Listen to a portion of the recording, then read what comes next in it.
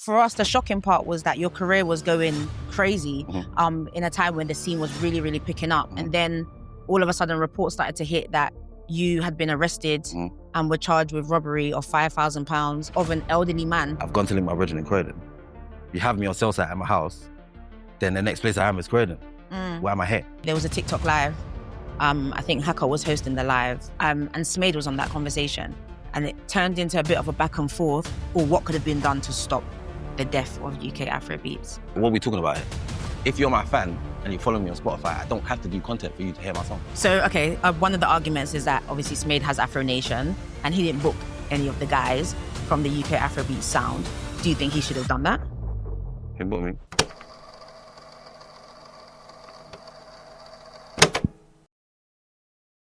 Welcome to Off the Record, where we go beyond the headlines. Whether it's your favorite artist, a fresh face, or someone who's taken the internet by storm, we dive deep into the story. Today we have one of the pioneers from the UK Afrobeat sound. He gave us many soundtracks to key parts of our younger years. And although it's been a rocky road, his recent resurgence to the stage shows us that he has not missed a beat.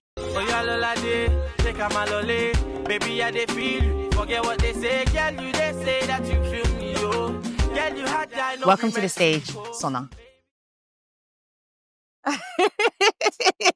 How are you? Good, you? Nice to see you. How are you? I'm good. How are you feeling? All right, thanks. How are you? You're going to ask me how I'm going to... Like 3 times. Yeah. Okay, I'm good. How are you? There's one more left. Okay, go on. How are you? I'm great. How are you? Great. Good. I know you don't do many interviews, so today we're going to dig real deep. How do you feel about that? Yeah, we'll try. No, you have to give us... I think it's a good opportunity for the audience to get to know you. I know you've been like a prevalent face for some time, then you went a bit off the grid, and now you're back. So let's use this opportunity to give the people what they want. Let's do it. So let's start with you coming onto the scene. So Afrobeats, UK Afrobeats was a massive deal, I say 2014, and you burst onto the scene with Sona. And I think for most of us, it was the first time that we had seen British African representation in music. You started doing uni tours, you did O2 with One Day Cole. How quickly did your life start to change? The serious change was kind of quick, but I was always doing music, so it was like something that I kind of saw. But like the change from like when I started doing that freestyle from Shola in uni to when I went on like the stage in O2, it's kind of quick still. I think it was about 6 to 8 months. Wow. Yeah.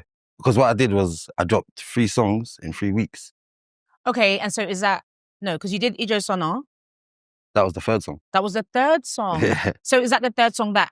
It was in the 3 weeks. Propelled you? Yeah. Okay, what were the 2 songs before that? So, No Wahala.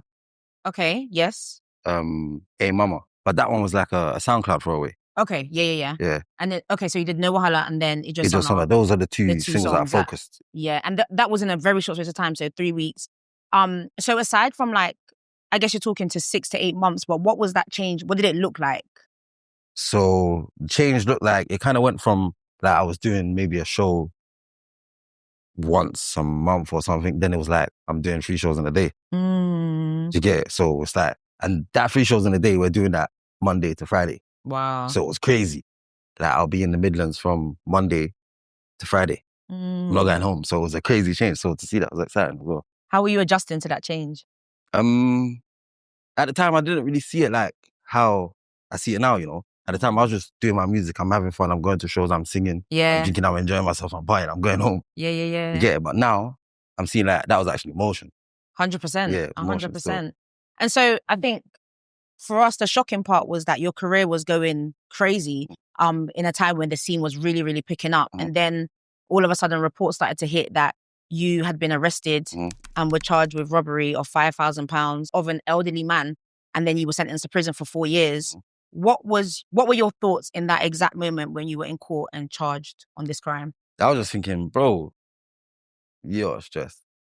I was thinking at the time though, like, it doesn't make sense.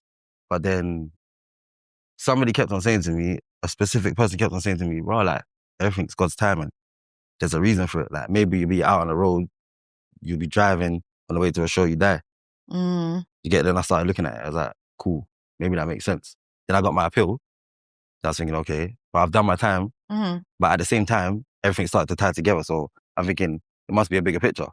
Did you were sentenced to 4 years. Yeah. How long did you actually do? Like 2 and a little bit. you said you appealed, right? Yeah. Is that how you were released early, or did you just I do didn't get half your released time? early, no. I basically did my time. You did your time. And then I got my appeal after. Okay. Yeah. And so what happened with this actual crime? What happened? Because I read the reports. So basically, whatever's happened, wherever it's happened, I've gone to link one of my brothers after. I've linked him in the shopping centre. So they're trying to say that the money that we were spending is from whatever happened there. Mm-hmm. So I'm trying to say, bro, like, I've gone to link my brother in Croydon.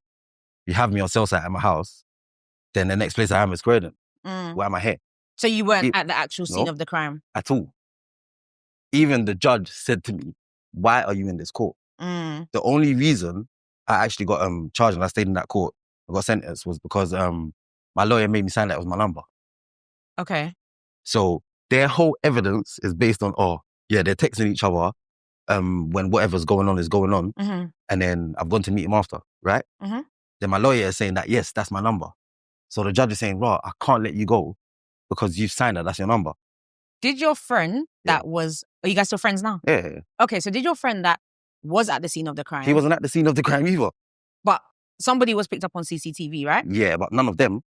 So there's one specific person that was picked up on CCTV at the scene of the crime, assaulting this elderly man at the cash point, taking £5,000 from him and dragging him on the floor. That's the report I read. Yeah, that's the report, yeah. So is that not what happened? No.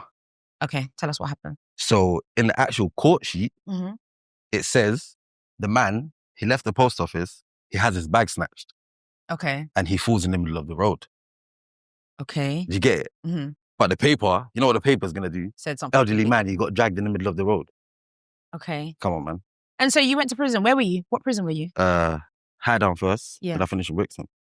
And how was that for you? Because I guess at that time in your career, you're now Sona the artist and you've gone to prison. Everybody knows who you are. You can't escape it.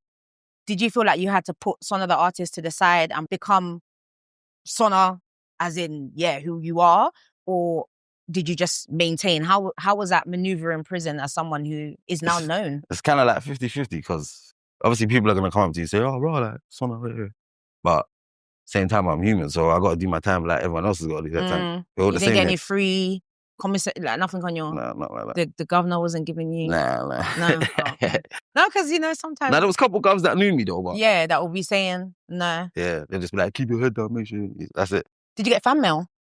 Something like that. Nah. So you have people reaching out to you? Yeah. And I guess like a lot of people speak to when they go to prison, relationships changing, and people dwindling at the side. And I think it's an interesting dynamic because when you went to prison, you were big. So did those relationships maintain? Did you feel like those relationships were maintained because of who you were at the time? Did you lose relationships? Kind of in general, anyone who knows me knows like, I don't really speak that much. So like the relationships that I have is kind of like, apart from my close friends, is when I see you. Okay. I don't even call like my brothers or like my mum and that. I don't call people, so it's like... What do you mean you don't call your brother and your mom? Why? I don't. Is that just your normal nature? Yeah, I just don't call people. So people have to call you to get to speak to you then? Yeah, if you got something to say, you call me, innit? But don't you ever have anything to say? Not really. Okay, fair. Yeah. Fair. I swear Is that down. a trauma response? I swear down. Like, I don't really say much. You've been that since a child? Yeah. Okay. And then when you were in prison, do you have children? Yeah. How old are your children? 11, 5, 4. So your 11-year-old, it feels like was born around the time you went to prison. Yeah. How was that? Did you miss the birth? Not the birth. Okay. I was at the birth. I think she was about maybe like 3, 4. No, I think she might have been about 1. I was going to say 3, 4 months, but I think she was about 1. Okay. So I actually saw her once, but I didn't want her to come back. Okay, to the prison. Yeah. That was like a weird time because I missed like her growing up kind of. Yeah. Obviously, when I come back, she was a bit bigger. Then I felt like with my second child, I had to make sure get you're me more present. Steady. So with the first child, that when you were in prison, when you came out, do you feel like you had to reintroduce yourself? Not really, Okay. It was kind of like, we had a relationship before. Yeah. Obviously, but... Because she's getting older. Yeah. But where I came back, I just kind of just made sure everyone was Got steady. back to it. Yeah. What was it like for you coming out of prison and knowing that, okay, my career, there's this somewhat quote unquote stain on your career or on your name? for what people think is real, what people think happened? What were your thoughts when you're coming out of prison? When I first came out, you know what I wanted to do? I wanted to do the whole like go on the internet and be like, yo, this is this is that. Start showing this and showing that. But I just thought like everyone's gonna have their opinion anyway. Then my manager, he wasn't with the same thoughts that I was with. So he's going all out. Like if you check Google now, you see all of the appeal results and all that kind of stuff. But with me, I just got the motion of like, you're gonna believe what you want to believe. If you're with me, you're with me. If you're not, you're not. What year were you released? 2017? 2016? 16, I think, the end. And then you released Ginger. Was that your first release when you came out? Yeah. That did really well. That was even a pressure because like I told the guys, well, I'm gonna be out in like 2 weeks or something like that. Then I said, make a post on my Insta, the Ginger's coming back. But the way they've posted it, it's like they're saying I'm gonna make a song called Ginger. Do you get it? So when I came out, I'm in the studio, I'm like, damn, I gotta make a song called Ginger. Okay. Then that happened. Okay. Did you have any expectations for it? What, the song? Yeah. Or for your career in general? Not really. Because I guess why I'm asking that is because obviously your career was already up here. And naturally, the natural trajectory is if you go to prison, you're going to come here, right? And then you've come back out. In your mind, was it like, I need to get back here or I just need to do life? Like, where was your mind at? When I came out, that's what I was going to be doing regardless of if it did this or if it did that. I would have still been doing it. So for me, it was just like, yeah, I just got to make music. And thank God, luckily. I know it charted on the UK Afrobeats chart as well at the time of Afrobeat. Once that released and charted, did you have a pressure to be like, I need to maintain this buzz? Or you seem quite calm, quite collected, quite reserved. Was that the mentality when you released? 24s. I'm like, when I make music, I try to explain this to people, yeah? There's some people, they make music like for clout, they make music for the time, they make music for buzz. When I make music, I'm making it like based on how I feel and my emotions at the moment. But is there not an argument that most people are doing music, especially if they've reached the heights that you've reached, there's some sort of gain that you're trying to get from it, whether it is the clout, whether it is monetary gain, whether it's to reach a certain level? Is there not that argument that you must be doing it for? At that time, it wasn't for me though. Okay. I was just doing it out of enjoyment. And so if music didn't work for you in that time, I still would have done it, like I said. You would have still just been releasing regardless. Okay. But even like not releasing. Oh, just as a hobby? Making music, yeah. Okay. I got like maybe like 300 songs I ain't released. Okay. Like no cap, 300. What does that do? So I always hear artists say stuff like this, right? And I think in my mind, like, what does that do for you as an artist or do to you as an artist? Because if you're a born artist, your goal is to release your music to the world for the world to hear it and be impacted it. Not necessarily. Not necessarily. Yeah. So then that would mean that you're doing it as a hobby and it's not. But that's what it is though. You got to decide what you want to do. Because like out of those 300 songs, like you might hear like maybe 10 of them and you like them. But I like 50. Does that make sense? Because the music, I'm making it for me. Like my brother said the other day, right? He makes music for himself as therapy. That's what my logo said. But you see, for me, I make it as like just my way of talking because I don't speak. Got you. You get it? Got you. That kind of ties into my next point. So recently there was a TikTok live. I think Hacker was hosting the live and there was yourself, key people in the UK Afrobeat scene, yourself, Quams, Flavor, Silva, Malogo, and Smade was on that conversation. And it turned into a bit of a back and forth with the artist, almost like the artist versus the promoter, right? Talking about why the I'm going to use the word the death of UK Afrobeats, yeah? And I say that because...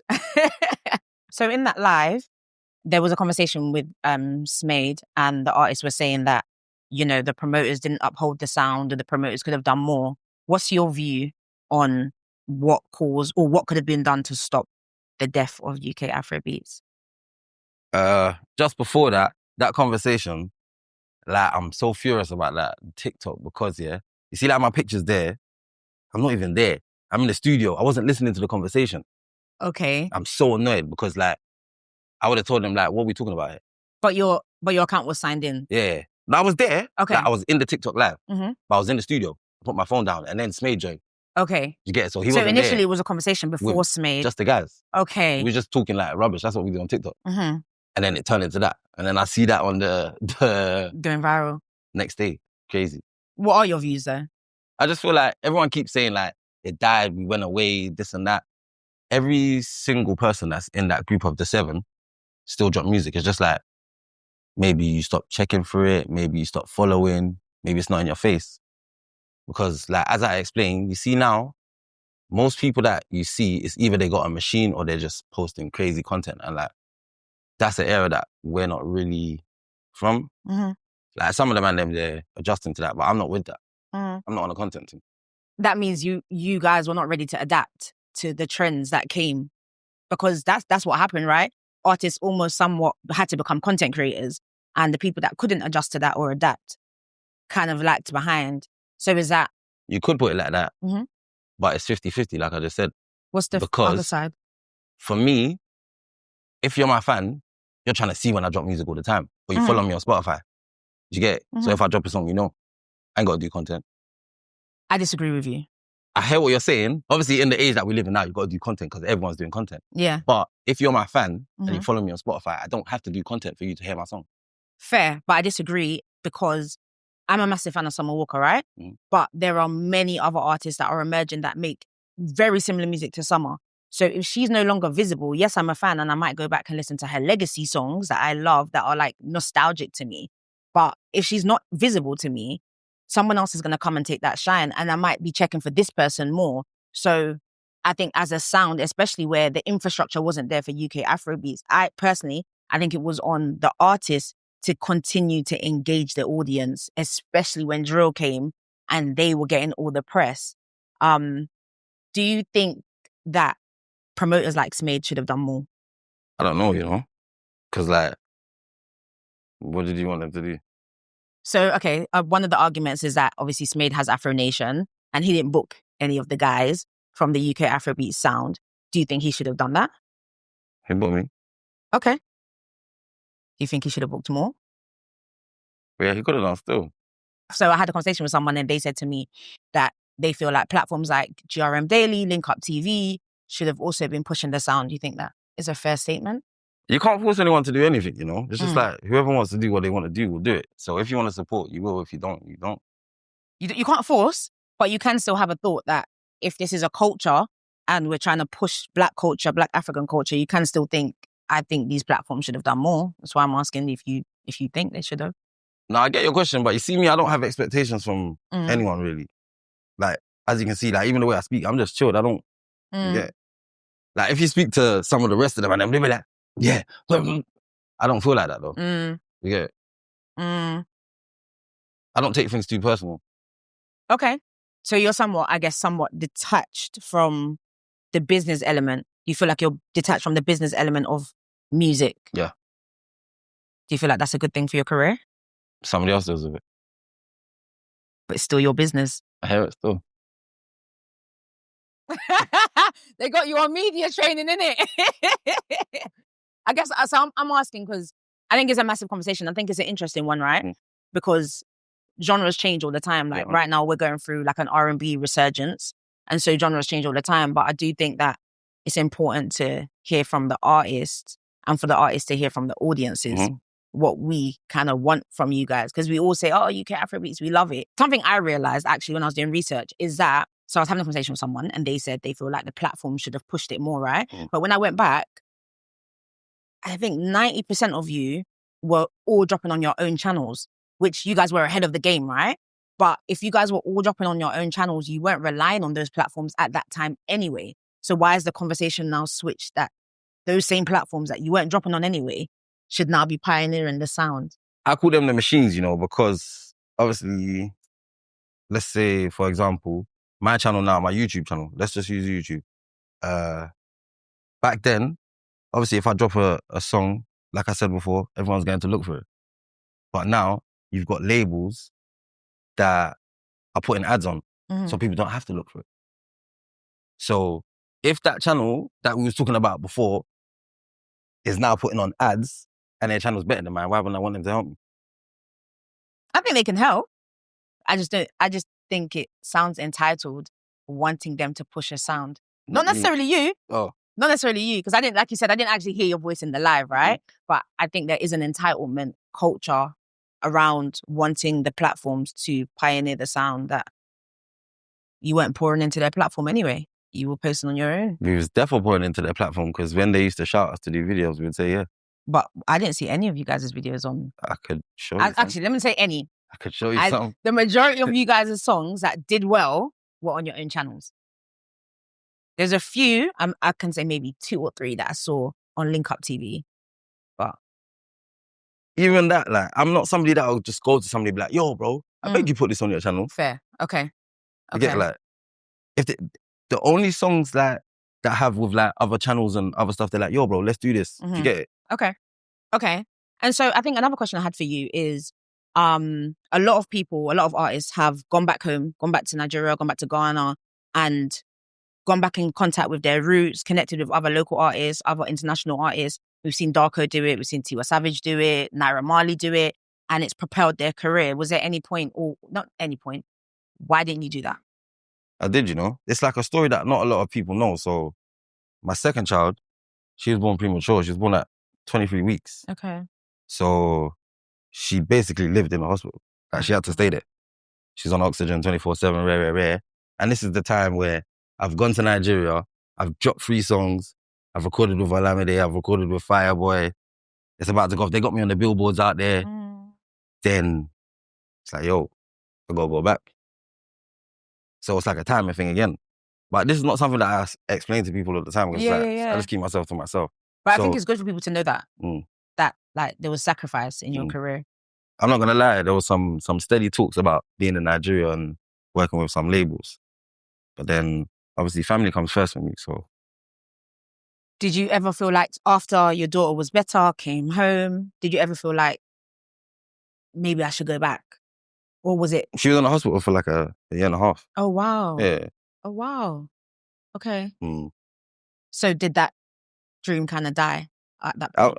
You see, like, by then, I was just thinking, because remember, as I said, I missed, like, my first child's growing up. There was no chance I was doing it again. Got you. Yeah. Got you. Even if it was for the greater good. I told you family first. Okay. I was thinking about the highs and lows of music because, like, footballers experience it. That's the only proper analogy I could think of, where, like, you get signed and it's like all the glitz and glam and you've got all the money, and then your club drops you and then it's like a proper drop back down. Did you experience that with music? Probably the only time I felt like that was when I went jail. Yeah, I think so. How did that feel for your mental health? Well, how did that impact your mental health? Just in general, like, knowing that at one point you were at the top, you were doing shows, you were that guy, and then all of a sudden life completely changed. Life completely changed. Yeah, how did that impact you mentally? That advice that I got really helped me still. The advice that I explained before. Like, the timing. Yeah, the timing thing. And I feel like I've just used that, like, my whole life. Because, like, even some people say to me, like, bro, like, don't you think it's mad, like, that you're not, like, that you ain't blown in that? I'm like, bro, it's God's timing, bro. If it'll happen, it'll happen. If it don't, it don't.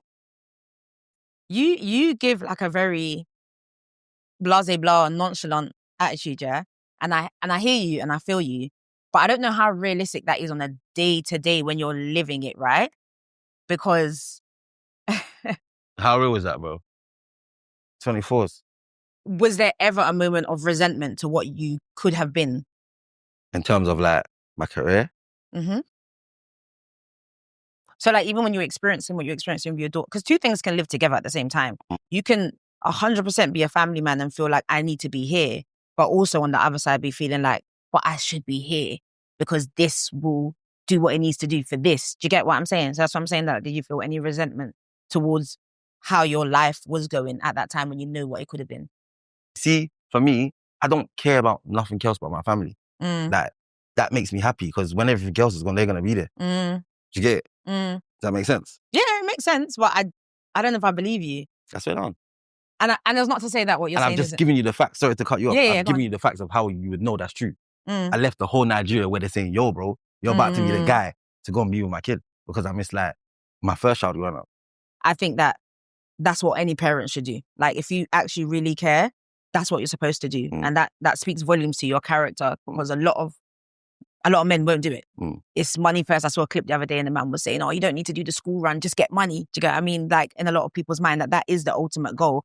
But I just think that you're speaking as though you've never experienced any heartbreak over your career, and that it's just been like... I have. I didn't say that. Okay, that's what you're speaking to, though, as No, in like very nonchalant. Yeah, but heartbreak can, like, it just depends on how you deal with it, right? Yeah, 100%. But it's still a feeling that you're experiencing, right? Oh yeah, I be stressed about that stuff all the time. Okay. Yeah, I be stressing. Well, now we're speaking. Yeah, I didn't know that's what you meant by that. I'm always stressed about it. Okay. I know this is not where I should be, but like obviously it's just time. What do you do to elevate that timing though? Like what in this moment right now, aside from, we're going to speak about Diaspora, but aside from that, what is on your mind right now to elevate, to get to where you want to be and past that heartbreak? So, as we were speaking before, I'm not on the content stuff, dropping and all that. Now, we have a content team in place and all that kind of stuff. I'm about to start dropping music again, isn't it? Okay, good. Okay. That's what I wanted to hear. Okay, cool. We're going to pivot a little bit.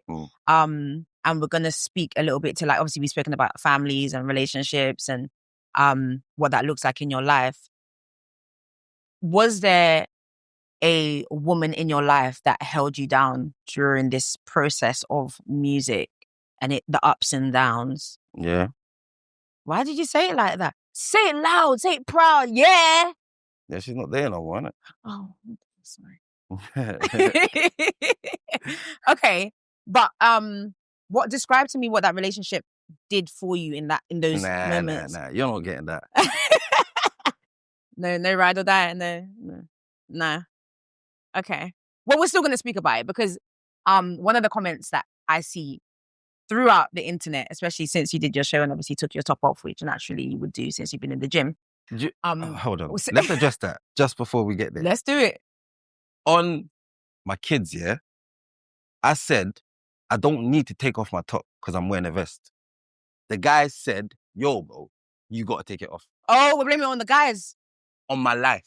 Oh. On my life. Okay. If you watch the video again, I'm not going to snitch who did it. Because I was in the TikTok live. I didn't hear that one. Again. Watch the video again. If you see well, the person came to me and said, yeah, you got to take it off now. Peer pressure. I swear down. What, man? No, I didn't mind taking it off. Oh, but exactly. I wasn't going to. I swear down I wasn't going to. Okay. I wasn't. Well, I mean, to be fair, like I said, that's one of the comments that I see, or that's most of the comments that I see, is that Sona's been in the gym, as the girlies would say, body's giving tea. What's that been like for you in terms of the gym element? Has that been to do with the mental health? Or is that part of just who you are at the moment? Defo, it's got something to do with like focus. It's like when I'm in the gym, it's like my mental's clear and I wake up in the morning and I know what I got to do first. So like I think there was maybe like a 2 years period where I wasn't going to the gym. I was just chilling, just doing what I want, I swear.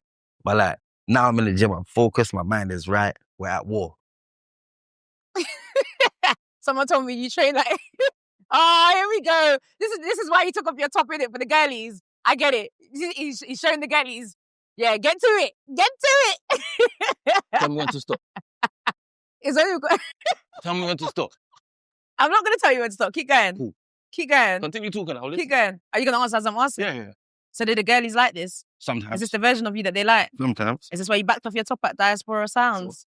Yeah. For the audience, right? Give the people what they want. Like you can stop now. Give the girls what they want. You're funny. Yeah, someone told me you train 6 days a week. I believe them now, though. I believe them. But yeah, I'm busy in there still. Yeah. You threw me off a little bit, but you're good. Diaspora Sounds. I think I watched it on TikTok Live, didn't get a ticket. You guys didn't get a ticket, so sad. But it was so nostalgic, amazing. I think that like the concept of hearing all the songs again live was just so dope. But before we get to the actual show, were there any points where you didn't think Diaspora would sell out or people would buy tickets? I'm like, I swear down, I'm the worst guy in the group. Why? They'll be like, oh, what, Sona, no reservations, did I was ready to go from the day we decided that we was going to do it. I wanted to do it tomorrow. How long ago did you guys decide that this was going to be a thing? I'm bad with dates, but I think it's like 3 months. Wow. Okay. Can I ask who's behind it? Did they want to be known? Can you say? Nah. He didn't even answer. Okay, fine. Fine. Is there anyone? So obviously the UK Afrobeat scene is small. You've had relationships and done music with a lot of these guys on the scene. Was there anyone that you were like, I'm absolutely not sharing the stage with them? Yeah, a couple of people. Did they come on the stage? Yeah. Okay. How do you feel about that? Obviously.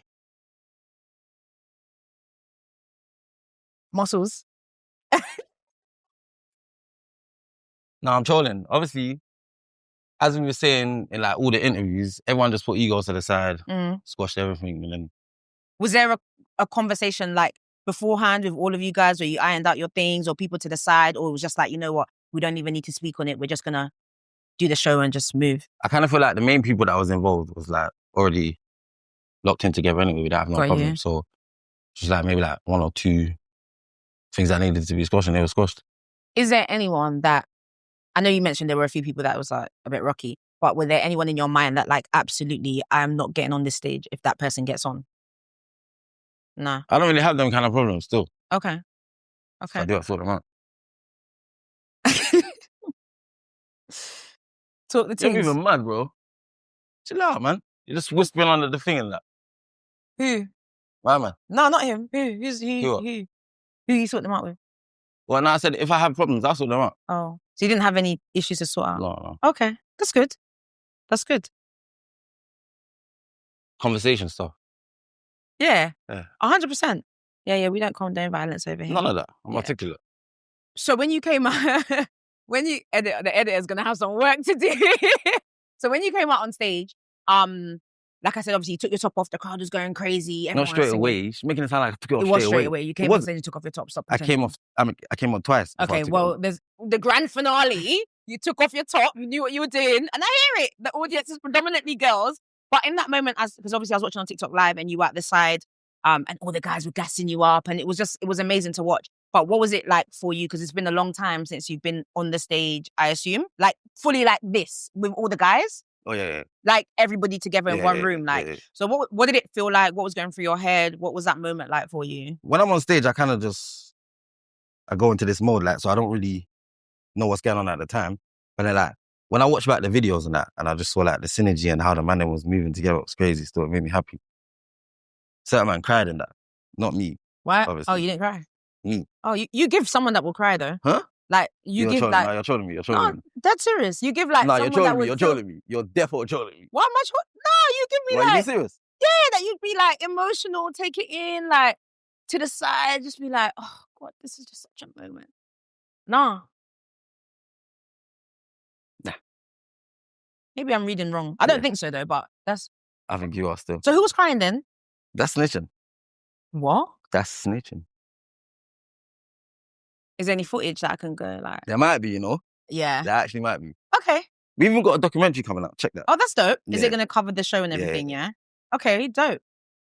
So my question about Diaspora Sounds is... how do you keep something like that going when it relies on what I'm going to call, I know you said you're dropping music, but let's just put that to the side for a second, what I call legacy artists. Artists who predominantly the songs that people connect to are legacy songs, right? And the UK is so small. Like in America, you see groups like B2K, all these groups, they keep doing it different states, right? But the UK is so small. How does Diaspora Sounds plan to stay relevant as a show? Without spilling all the beans, you assume that those 7 artists are always going to be around, right? You assume wrong. Okay. Trust me. What does that mean? Levels. New artists? New, old, future, unborn. Unborn? Yes. So Diaspora would be there for the next. Okay, I hear it. Trust me, it's a proper platform though, on a serious note. No, 100%. I see it. I see the rollout of it, and I think it's dope, especially because it's been a short space of time. I think that's dope. Is there anyone that wasn't on the stage that you really wanted to see? Yeah, there was a few people. They actually got reached out to as well. Some people couldn't make it. Some people, There was even 2 people that was gonna be like surprise artists on the day. It would have been crazy still. Don't want to talk too much. I'm not gonna spill no beans, you know. Do you know why? Okay, cool. So tell me who you wanted to see on the stage that wasn't there. Who I wanted to see on stage, Naira. That would have been epic. Yeah, that would have been dope still. I'm not gonna say the other names because they're due to be at the next one. Okay. Just one more. See, I just gave you a hint. They're due to be at the next one. That next one is the December, Manchester? No. Or you're going to do another London one? Okay, I'm going to give you another secret. They're going to tell me off for this, you know. So listen, yeah? Diaspora Sounds, yeah? Then there's Diaspora Sounds reunion concert. Is that was what just happened? That's what just happened. Oh, okay. Are you understanding what's going on now? Understanding a bit more now. Yes. Okay. So Manchester is Diaspora Reunion Sounds concert.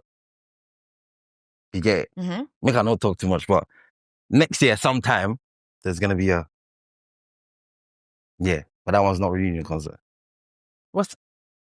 It's war. So you said no violence. Just the last thing on, I guess, the music side of things. A lot of people speak to the fact that the artists, UK Afrobeats, are not dropping consistently. And I said before, like, not visible. What's your plan to, apart from content, to drop music consistently? Is that a plan for you? It is now. It wasn't like recently. Even like people will probably feel like it's because of the show, but it's not. Because I think maybe up until like 6-7 months ago, I wasn't really phased about music. I'll be real. I was at the point where like it's just need to get money, focus on my kids, sort them out. Then I just kind of like started getting back into it. Then Diaspora Sounds happened. Now I'm just back in the motion. So I feel like now my head's in the right space. Pause. Dropping music should be easy. Sorry, you said pause after head in the right space. Sorry. Yeah, sorry, go on. Lock it.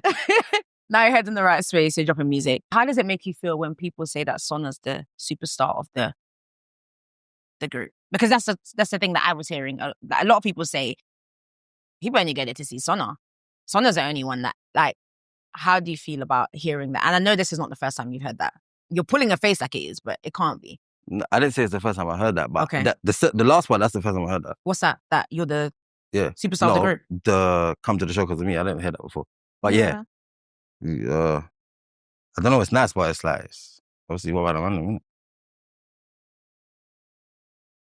Think it's true? You think it's true? Not really. Okay. It couldn't be, because the energy of like, when everyone else is performing, it couldn't have just come from me. You get it? But obviously, like, there's maybe like 1 or 2 shorties that might have just come from me. 1 or 2? Yeah. Oh, those are the ones you took your top off for, innit? Yeah. Naturally. Cool. Okay, so I got a couple questions. They're not actually questions. They are comments that I saw online. I want you to respond. Give me your thoughts. Tell me how you feel about them, yeah? Cool. So the first one is, Sona is so underrated, man. Please go Nige and get new management. We want you to blow. We kind of spoke about this, but thoughts? You do it? Would you go back? Do you have new management? Yeah. Okay.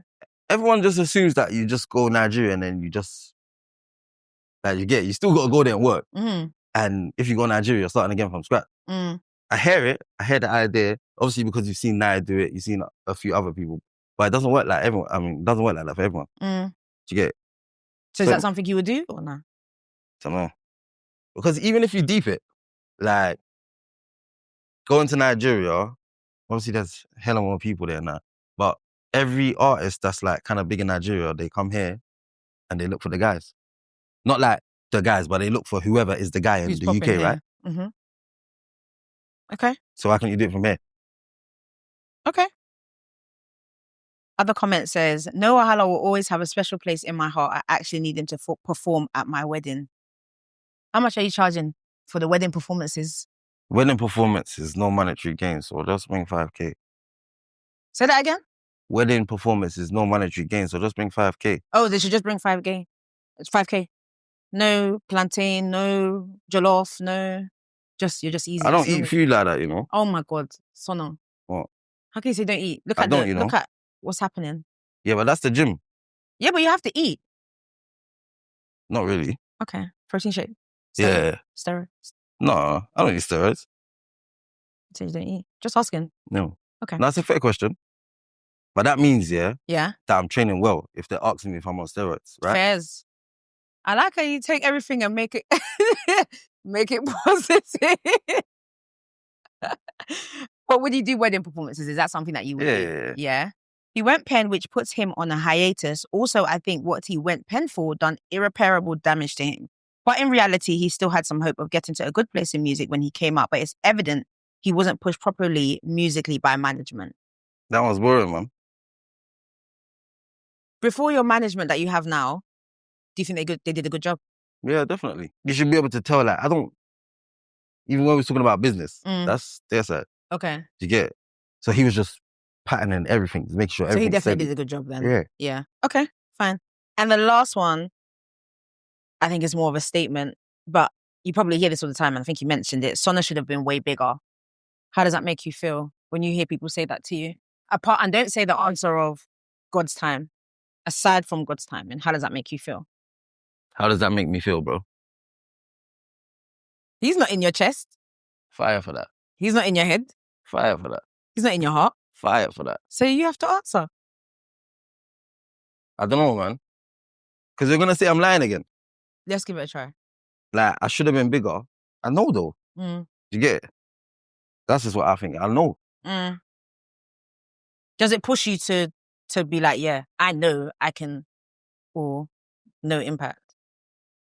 Because with some people, it will sit with them, right? And make them feel like, damn. And with some people, it will sit with them and make them feel like, all right, you know what? I'm going to really show you that I can. Everybody has like different responses, right? It's like, no, I think mine is like, oh, shit, man. Damn, man. Can I say the S word? She. What's next for Sona? 2025, 26, moving forward. What's on your, what's top 2 things on your, what's it called? Vision board. I got a show coming up. Personal show. Okay, sick. Yeah. Night with Sona. Then.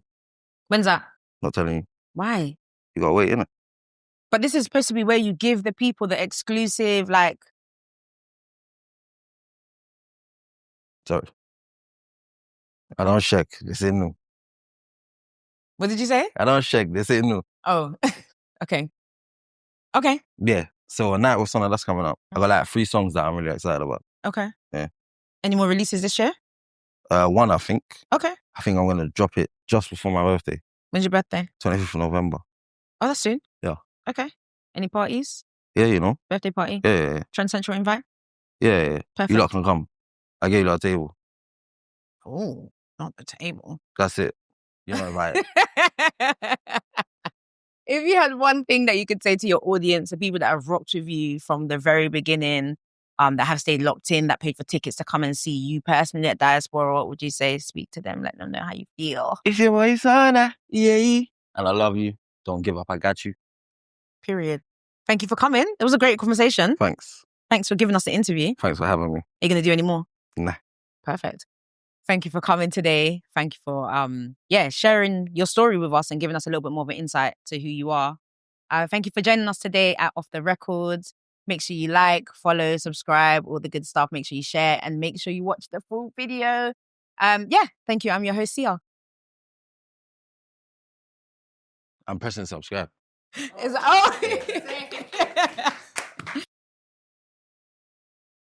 So if you could say one thing to the people that have been with you, rocking with you from the very beginning, that paid to come and see you at Diaspora, check out your music, that have just stayed loyal to you, what would you say?